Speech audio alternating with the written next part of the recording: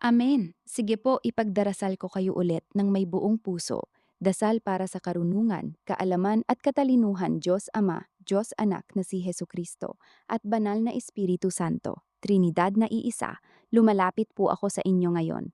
Bigyan mo po ako ng karunungan, kaalaman at katalinuhan na nanggagaling sa inyo lamang.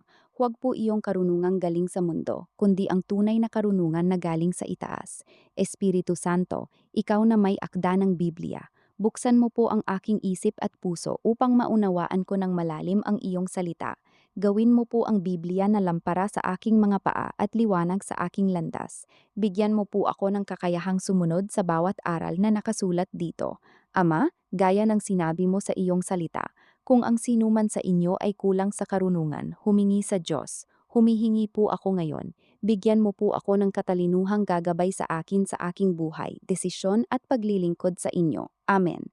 Dasal para sa tamang relasyon at mas malalim na ugnayan sa Trinity. Mahal na Trinidad, Diyos Ama, Diyos Anak at Diyos Espiritu Santo, nais ko po ng tamang relasyon sa inyo.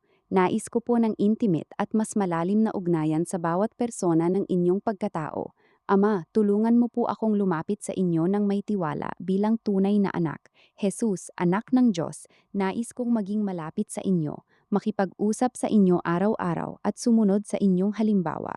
Espiritu Santo, manahan ka po sa akin, punuin mo ako at gabayan mo ako sa lahat ng bagay. Linisin mo po ang aking puso mula sa anumang bagay na nakahadlang sa aming relasyon.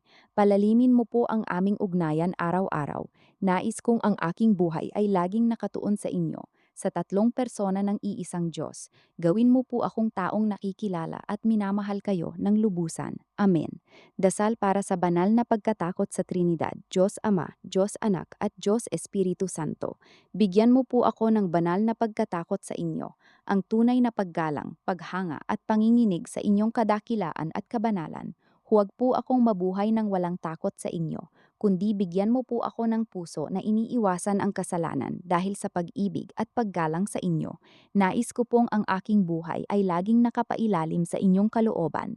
Trinidad na banal, palakihin mo po ang banal na pagkatakot na ito sa aking buhay upang ito'y maging ugat ng tunay na karunungan at malalim na pag-ibig sa inyo. Amen.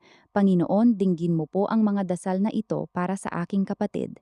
Palalimin mo ang kanyang relasyon sa inyo. Bigyan mo siya ng karunungan mula sa iyong salita at bigyan mo siya ng banal na pagkatakot na magdadala sa kanya ng mas malapit sa inyo.